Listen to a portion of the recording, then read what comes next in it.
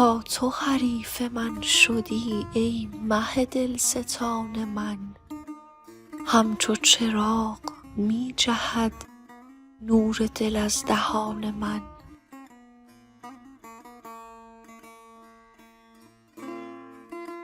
ذره به ذره چون گهر از تف آفتاب تو، دل شده است سر به سر آب و گل گران من.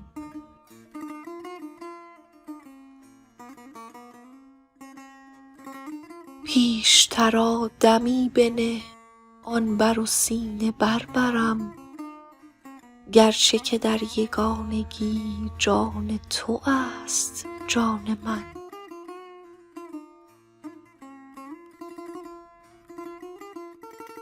در عجبی فتم که این سایه کیست بر سرم، فضل توام ندا زند کآن من است آن من.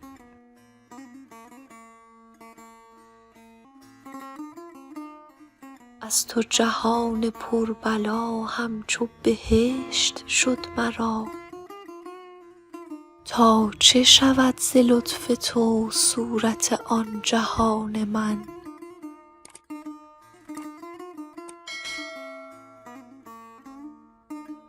تاج من است دست تو چون بنهیش بر سرم، طره توست چون کمر بسته بر این میان من.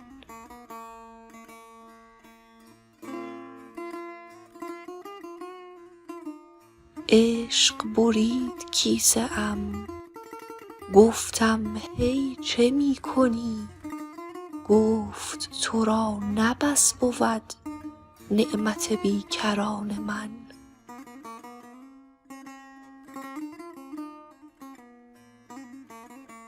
برگ نداشتم دلم می لرزید برگ وش، گفت مترس کآمدی در حرم امان من.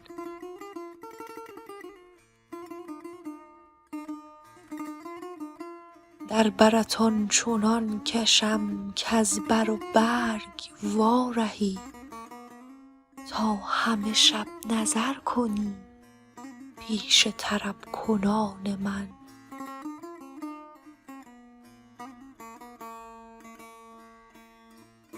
بر تو زنم یگانه ای مست ابد کنم تو را، تا که یقین شود تو را عشرت جاودان من.